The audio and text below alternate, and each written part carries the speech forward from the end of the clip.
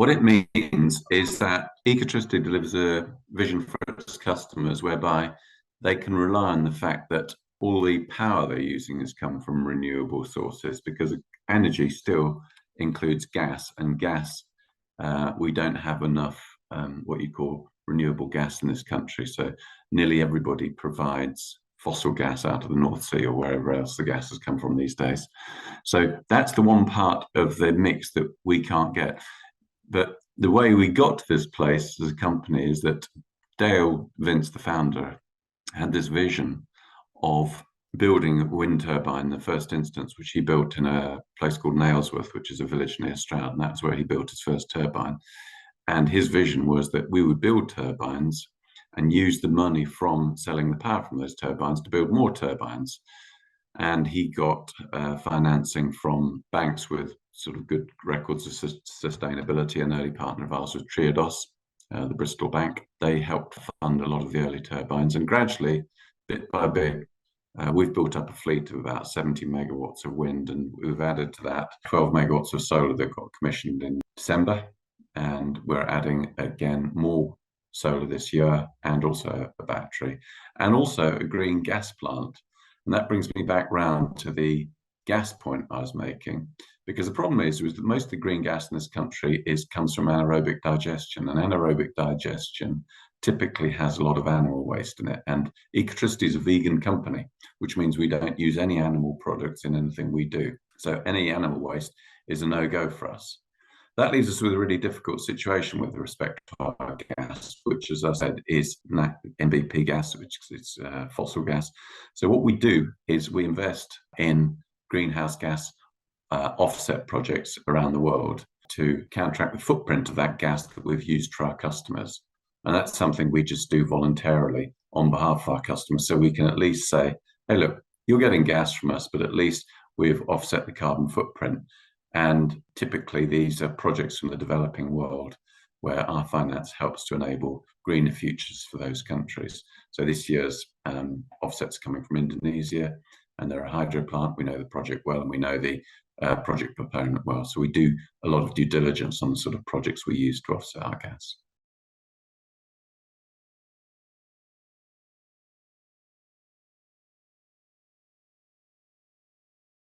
We've got a surprisingly engaged group of customers, and they are very quick to hold us to account when they feel that perhaps we're not doing all the smart green things we could be, which of course we've got great ambitions to do.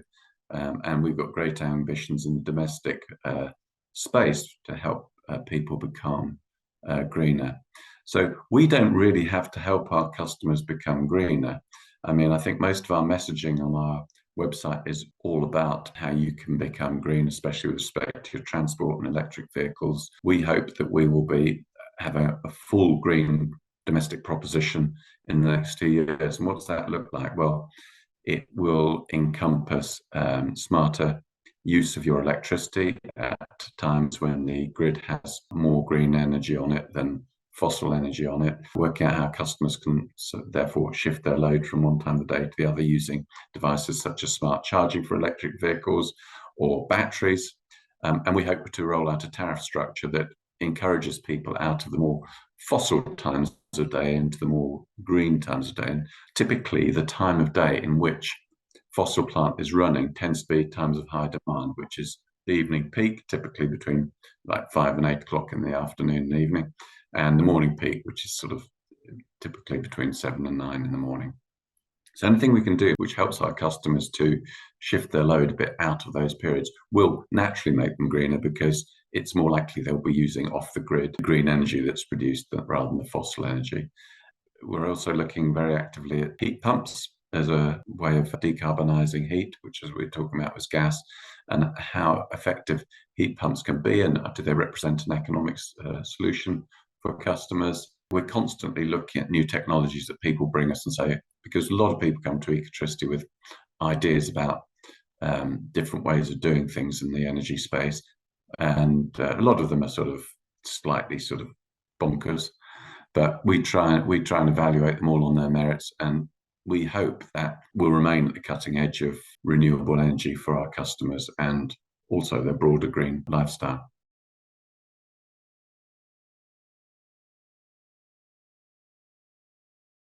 It's changed massively, really, because we had the new electricity transitional arrangements come through in, was it 1999, as I recall? And at that time, when energy markets were liberalised, and the UK was probably about the second area of Europe to liberalise. Nordic area was the first. UK was quick to liberalise as well. And all of a sudden, there were a lot of providers in the space, many American companies. It was a very competitive marketplace with many players, a really nice liquid wholesale market. And this was a space in which new suppliers could come and create different propositions. It was not so difficult for them to manage their businesses because of this sort of broad stage of actors providing different parts of the value chain. I think you may recall some of the companies from those times, like Biz Energy. We worked with Economy Power, and there were lots of them. Things changed substantially in 2003 when the Enron crisis hit, and pretty much all the Americans left the country overnight. And a lot of the smaller suppliers from that time failed and disappeared. And we came down to sort of, the big six as they were known then, and a few others. Ofgem actively encouraged more suppliers to come to market in around 2010. We started to really grow independent suppliers again, and that's the time when we saw a lot of the suppliers that you will recall, like OVO and Octopus and Bulb and many of the others who we've seen disappear in the last 2 years. And this was and Ofgem did this by insisting that the big six provided a service called Secure and Promote. And that service was to provide prices to a number of these independents. All looked sort of more competitive at that point. But however, the big problem was there was still not many wholesale players in the UK market, and liquidity still was a challenge, and credit was still a challenge. And that ultimately was what brought down all these companies in the last few years, was there was just not sufficient access to market for them to hedge themselves. And now we've sort of gone the full circle, and we're in a place where there's actually very relatively few suppliers, and they're really caught in a difficult place with the energy price cap, and yet very high wholesale prices, which they still have to pay. And it's not necessarily the best for customers in terms of customer choice, in terms of customer value for money. And the wholesale market, which was set up at the beginning of NETA in 1999, really isn't fit for purpose and probably needs to have a proper overhaul. So far with the energy price cap, we've fixed the symptoms, but we haven't fixed the core of the problem. And I'd say we've fixed the system, we've put a sticking plaster on it, but we really need to think about what should the wholesale market look like, and should expensive gas be setting the price for everything on the system? So I think there's a lot of work to still be done in this space, but we've seen some pretty profound changes, and we're going to see more profound changes. There's a change coming down the road in the next couple of years called market-wide half-hourly settlement, in which everybody will have their energy bills settled at a half-hourly granularity. At the moment, you, me, many people get a single price for our energy, single price for our gas, single price for our electricity. That's probably going to change with the onset of market-wide half-hourly settlement. Market-wide half-hourly settlement has big implications for suppliers too, because it means that we get settled on everything at a half-hourly granularity. And as we know, different parts of the energy day have very different values.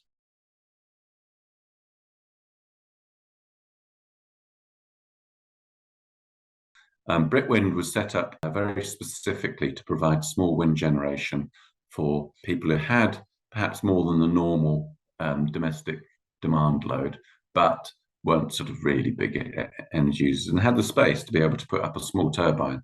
And that's really the niche that BritWind fitted into and did very well, especially during the FIT regime. It allowed a lot of people to become more self-sufficient with energy, especially farmers and so on. It's had to rethink its strategy going forward, and the high energy prices that we're experiencing now has made consumers a lot more interested in self-generation. So people are putting on more solar onto their roofs. People are, where they can, putting in small wind, and that's where BritWind really has a niche. And BritWind is not just about UK energy, although everything BritWind does is built just down the road from Ecotricity. it fits in with Ecotricity. It's a completely separate business to Ecotricity, but it's very much on the same mission of bringing green energy to people.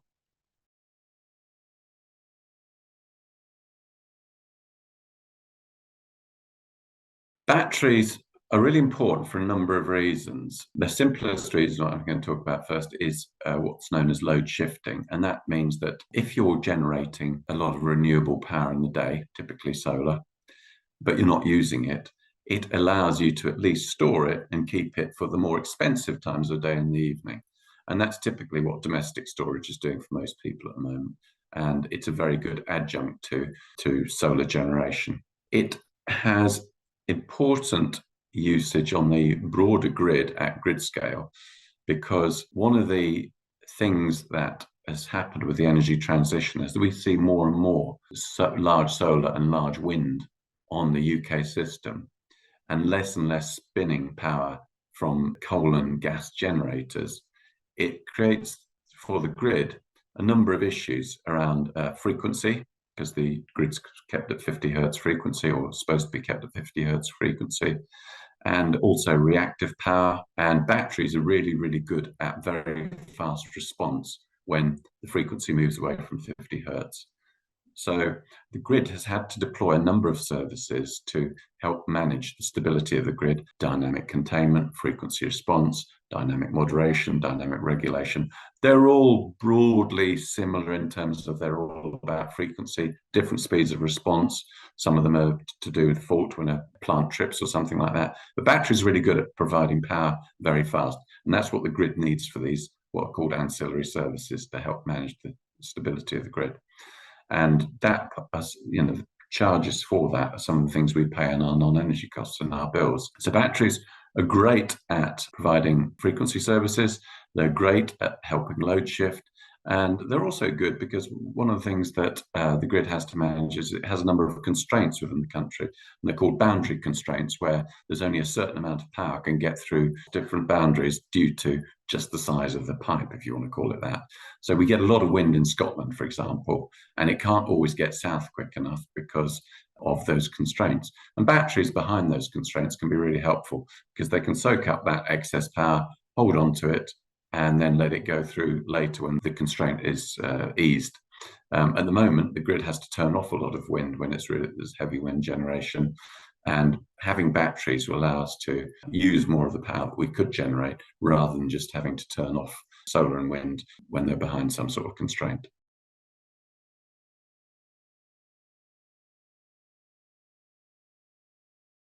I'll deal with PPA first, which stands for Power Purchase Agreement.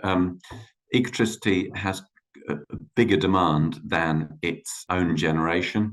So what we do is give a route to market for a lot of independent generators who are generating wind or solar and need to find a place for that power. We need it for our customers. So the PPA team, which I lead, contracts with these independent generators, gives them a contract, give them certainty about their future revenues. We take the power from them and we use it for our portfolio, and that helps keep us green, and it helps keep these generators viable. The smart grid part is really our virtual power plant, which we conceived really as a necessary platform that gives the battery that we're building, and indeed anybody else's battery, a route to market. So we talked about some of the ancillary services that batteries can access, and batteries can also trade in the wholesale market. Well, in order to do that, you need to be able to connect to the battery, you need to be able to control the battery, and also you need to sign up to all these services. So the smart grid part of what we do is the build of the platform and the optimization of batteries, and indeed any other flexible assets, to target those batteries or assets at whichever is the most valuable revenue stream at any point in time. So for example, a battery might want to be trading in the market in the morning peak when it will be discharging, and then it might want to do some frequency services through the daytime, and then come the evening it might want to again be discharging. So there's quite a lot of complexity there, because it needs to maintain a state of charge to allow it to discharge.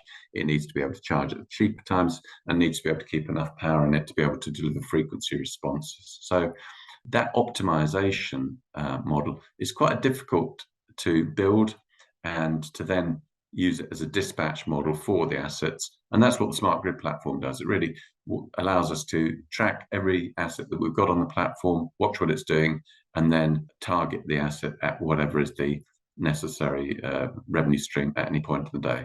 So it's really interesting to work on that optimization, because there are a number of different things that a battery especially can do. Less so renewable assets, they can pretty much only switch off, but at least we can switch them off at times when there's too much power on the system and give them a reward for doing so typically.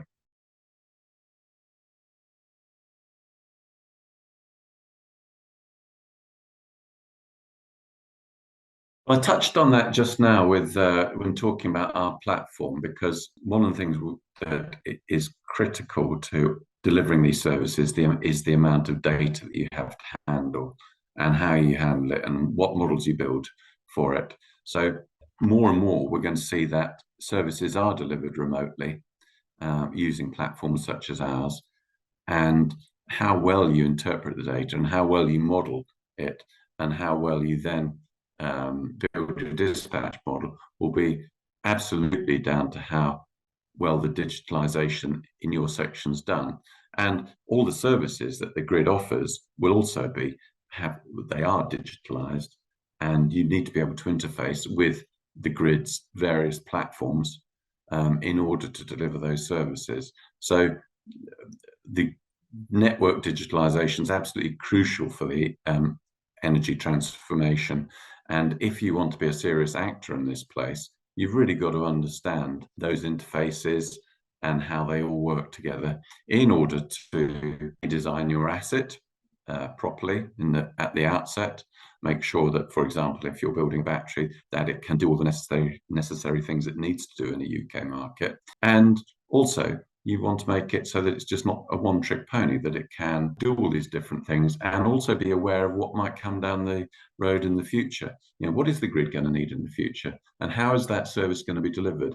And is your asset set up to do it? So understanding this space is, I think, really important for developers. And also, it's also really important for people who are big users of energy, because the more up-to-date they are with their control systems, the more they'll be able to manage their own energy usage better.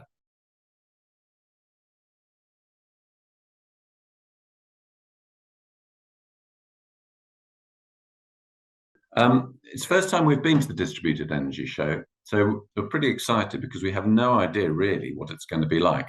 We've been to a few others in the past, and what I'm really looking forward to is a well laid out arena where it's easy for delegates to move around.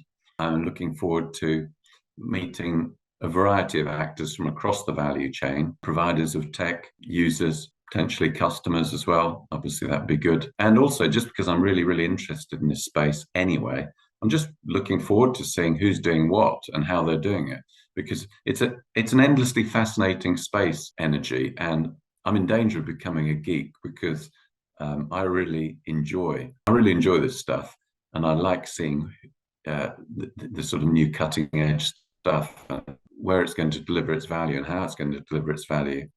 So yeah, I've got a very open mind to the event, and yeah, just looking forward to it.